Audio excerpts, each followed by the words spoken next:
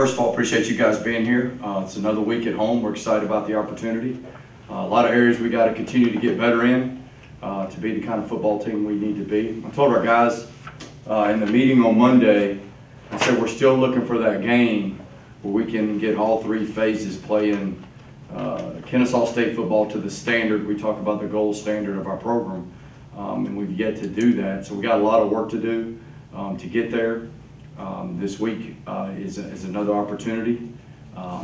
You know, I told our guys sometimes people get the misnomer, you know, you're playing a Division II team or whatever it might be. But I'll remind everybody, with 4 minutes and 59 seconds to go in the game last year against North Greenville, a Division II opponent, we were down 34-31. We had to drive the ball 74 yards in order to win the game. So we get ready every week no matter what. You know, and so we got a lot of work to do. We got to minimize a lot of mistakes, turnovers, penalties. There's a myriad of things we got to get better at and practice as we prepare for this weekend. So it's a great challenge for our program to continue to get better. So at this point, I'll open the floor for questions. Looking at it, when you went back and watched the tape, you know, everybody can say, oh, 62 points, new program, best. When you broke it down, you're talking about the areas that need to get better. What were the holes that you saw in that game the other night? 4 fumbles, 3 of them we lost. Penalties, some really selfish penalties, things that you can control. Offensively, we came apart at the seams with a lot of the starters in on a drive down there where I had to call a timeout because we couldn't get lined up and run a play. And that wasn't all the backups. Over half that group in there were starters. Defensively, we gave up 2 passes for 131 yards. I mean, that simply in itself, you know, those things, it'll get you beat now. And, you know, we're fortunate we made some big plays and got some turnovers to kind of balance that a little bit.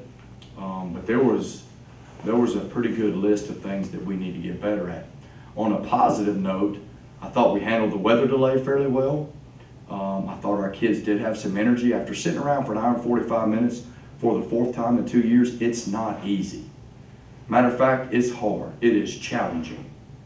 And I thought our kids handled that. Obviously, we're getting awfully good at it, and I don't know that I'm okay with that either. That means it keeps happening. I thought we put an emphasis on our return game. I thought that made improvement. So there's some things that were positive, but there's some things that just are going to get you beat. And unfortunately, they're repeating themselves. You know, I've said the same thing week in, week out, and that's frustrating as well.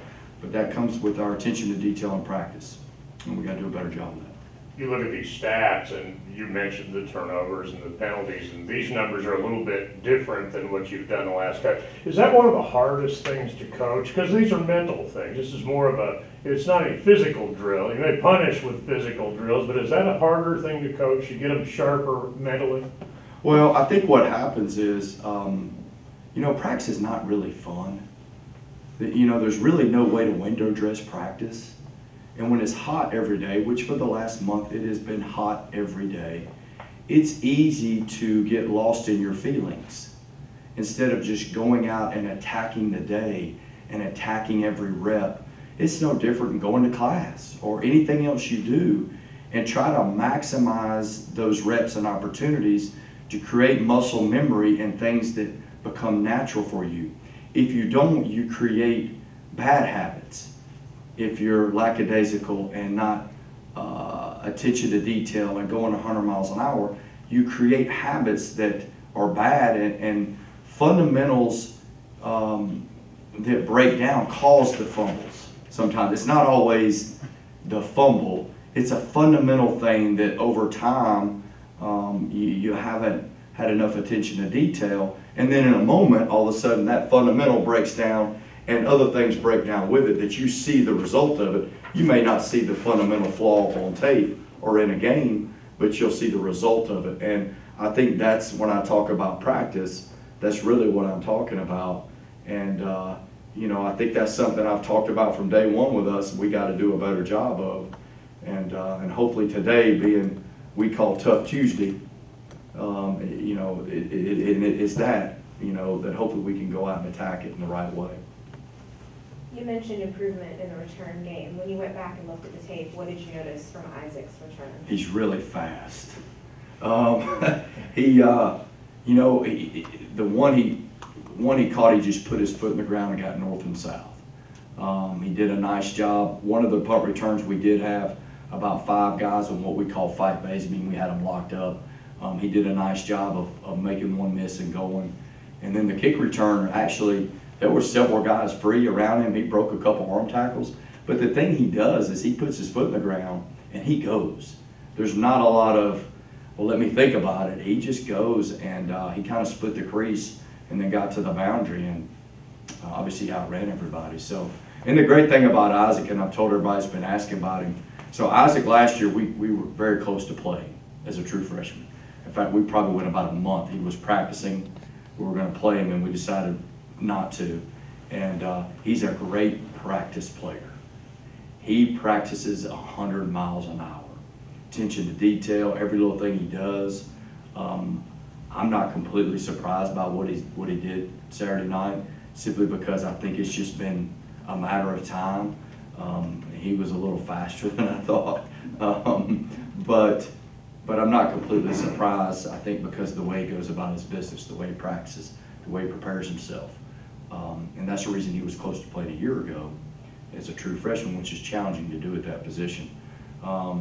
So I think he had a huge impact on it. I think what it's going to do, I think our effort was much better on our return teams. That was something we emphasized last week. Our effort was not very good. I think it was better. And I think now, I hope, you know, those guys on the team, they're going, hey, man, if we'll just go do our job, we got a chance to make some really big plays. So hopefully it's going to help those other guys on the unit blocking going, you know what, if we'll just go do our job, this guy's going to make some things happen. And I think that's going to create some excitement for those units. When Isaac came and spoke to us after the game, I hadn't spoken to him before, and he was just positive and just kind of radiated this warmth. What does that mean to be able to coach a kid like that he, you know, doesn't play as a true freshman, but then still has that warmth? And he had a great game that he's coming off of, so you have reason to be happy. But he's so humble. He you know, I mean, he just, and again, he's humble. You know, the 2 words I've used with our team is humble and hungry. He's humble and he's hungry in the same, you know, and those are 2, I think, you know, and that's him, that's Isaac, man. You wouldn't have known he'd have done what he did at practice yesterday. You won't know it today because he's going to go out the same way and try to prepare himself to have a good game. So I think it's his personality. I hope it's contagious, infectious, because it's a great way to go about your business. Anybody that didn't play last Saturday that you expect to have back? Oh my goodness, the revolving door of the injury report. Hopefully Xavier Harper's back. I'm trying to think. CJ was one of them that stood out. He's out. I'm thinking through who was out last week that might be back. Xavier's the one that I think will have a chance to be back this week. We'll know as the week goes on, but he'll definitely have a chance. I maybe missed somebody else, but that's the only one off the top of my head I could think of that hopefully will be back. Of the other newcomers, or new to the lineup, somebody that just seems to be flashing every game, Levante Lair. Yeah. Kind of got a little bit of that touch and nose for the football like a Hank and Armstrong has the last couple of years. And well, when he tackles somebody, you hear it from a mile away. How do you look at his performance over the first week? Yeah, he's done some good things. The one thing you notice is what you just said, John, that he's really aggressive. He loves the game. He loves to go out and compete. He's not afraid of anything. You know, still working on some of his coverage, making sure he's in the right position in coverage, and especially in the balls in the air. And, you know, he had a couple PI penalties early on, had another one the other night. Still working on that, but love his attitude, love the way he competes, love the way he works. He's going to get better every week, you know, and like you said, he's not afraid now. He'll come up and attack anything. And I think Levante's really done some good things, and he'll continue. I think he's going to continue to get better every week. The way he practices and competes, he's just going to get better every week.